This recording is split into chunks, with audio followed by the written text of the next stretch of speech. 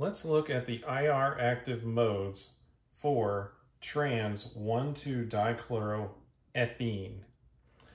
And we'll do this using group theory, symmetry and group theory. And we'll have to first identify the point group. Now, I've already written down the character table for C2H, so you can surmise that this molecule does have C2H symmetry.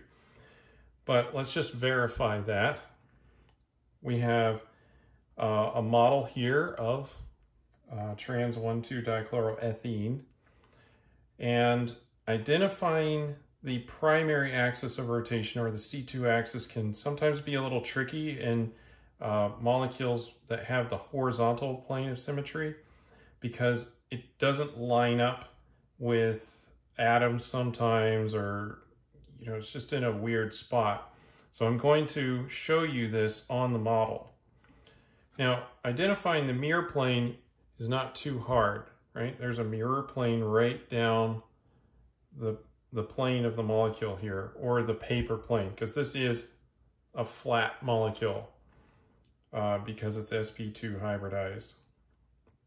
But identifying, and we can look at the inversion center. We'll work our way this way. These two will invert, that inverts, and the carbons invert with each other. The twofold rotational axis is right through here, right through the bond in the middle, and it doesn't actually go through any of the atoms. And so I'm going to go ahead and perform that operation here on the model. So twofold rotational axis is a 180-degree turn, just like that. So I can do that again.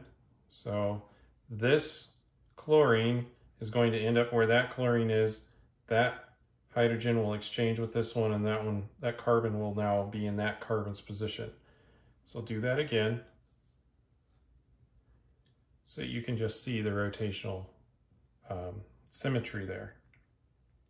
All right, now that we've verified that we have the correct point group, let's start looking at the IR active modes. And so we'll first need to write down how many atoms move during the symmetry operation. So let's do that right below the character table. So during the identity operation, we essentially do nothing to the molecule. So therefore, 6 atoms will not move during that procedure, since there are 6 atoms in this molecule. So we'll just write 6 here. And during the C2 operation, all of the atoms were moving during that operation. Right? There's none that stayed in the same position that it was in before we rotated it. So that's a 0. And during an inversion operation, unless there's an atom at the center of the molecule, right, it would have to be right in the middle of this bond, then all of the atoms will move. So in general, if you have an inversion symmetry, you'll probably only have at most 1 atom that wouldn't move during that process. And then we have the horizontal reflection plane. That's the plane of the paper.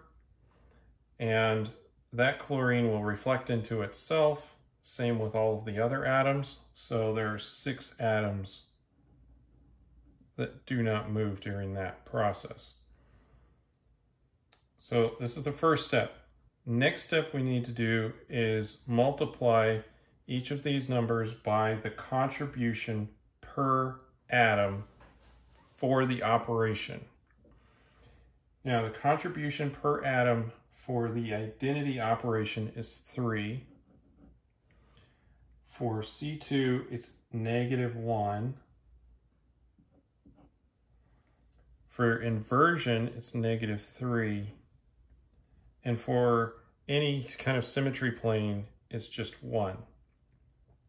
How you arrive at these contributions per atom is by taking the unit vectors and applying the symmetry operation to them and then summing up the resulting number, right? So in this case, we've taken all of the unit vectors and just added them up, and that's 3, right? There's an x, y, and z unit vector. When we do a C2 rotation on the unit vectors, 2 of the unit vectors, the x and the y, will be in the negative direction, and the z will remain unchanged. So you have 1 minus 2 is -1. So that's where that comes. An inversion will invert all of the unit vectors into the opposite direction, that's -3. And for reflection plane, 2 of the unit vectors will stay positive, 1 will convert to negative, so we have 1 remaining for that. You can apply this for other symmetry operations and write them down for later use. Now we multiply each of these together. So this is the number of atoms that did not move.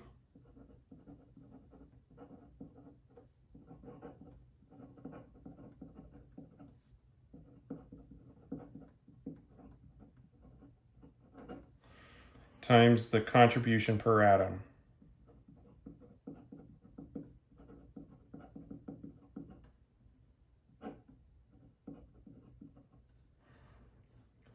That will leave us with a reducible representation of 18,006. And now we will need to reduce this reducible representation into the following representations denoted from our character table. Now, there are a couple of different ways of doing this. There's a systematic way, and there's the way that if you just look at it and it's a simple enough one to solve, sometimes you can solve it. But suffice it to say, some combination of these elements up here will add together to make this reducible representation. So if you can do that by inspection, great. But I'm thinking I won't be able to do that. Now, I need to know the order of the group, which is 4. That's achieved by just summing up the number of symmetry operations in each of these. So there's 1 identity, 1 C2, 1 inversion center, 1 reflection plane. All of those added up is 4. And then we'll start applying our reducing process. So that goes something like this. We'll multiply by the number of operations in that class times the reducible representation, or right here, 18 times the character table times the number in front of the operation, in which case they're all 1, so I'm going to kind of leave that part off. And then we divide by the order of the group, which is 4. So we'll start doing that now. So 1 over 4 times 18 times 1, which is the character for this, right? We've got the reducible representation, 18 times 1, plus 0 times 1, so 0. I'm going to take some shortcuts here. 0 times 1, 0, plus 6 times 1, and really times 1, but, 6 times 1. And if we do that, this is right here 24 divided by 4, that's 6. So there are 6 AG representations contained within this reducible representation. I'm going to go through the rest of these rather quickly.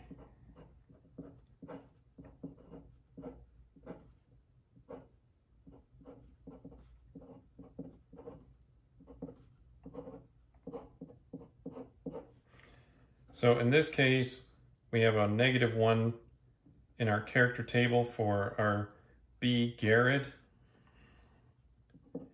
which is going to change the number that we have, right? So this is 18 minus 6, that's 12, divided by 4, that's 3.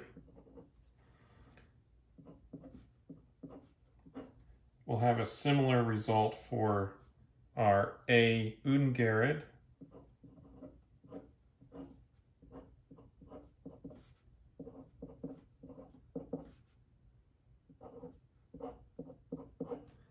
Since there's a -1 there. And here we've got a 1 and a 1, which is the same result as our A garid. So we should also get 6 for that one.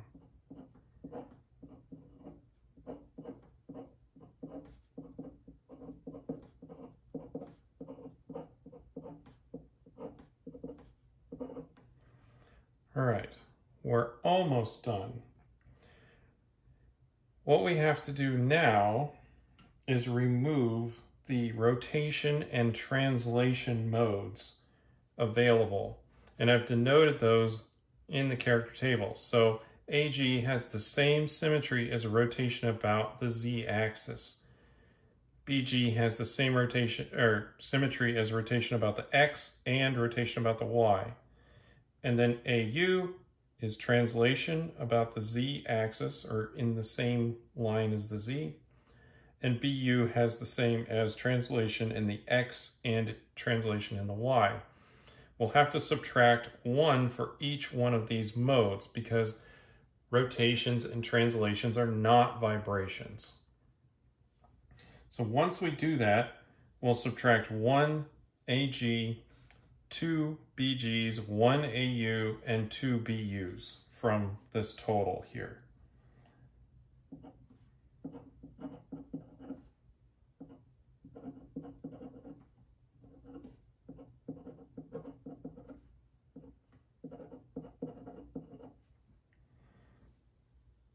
Sorry, 1 AU. All right, so once we do that, we will be left with 5 AGs, 1 BG, 2 AUs, and 4 BU. Now we really only care about 4 infrared active determinations where we have a same symmetry as one of the translation axes or one of the coordinate axes. So for determining the number of IR active modes, we just sum up the AU and BU contributions, or representations, I should say. And so this is 6 IR active modes.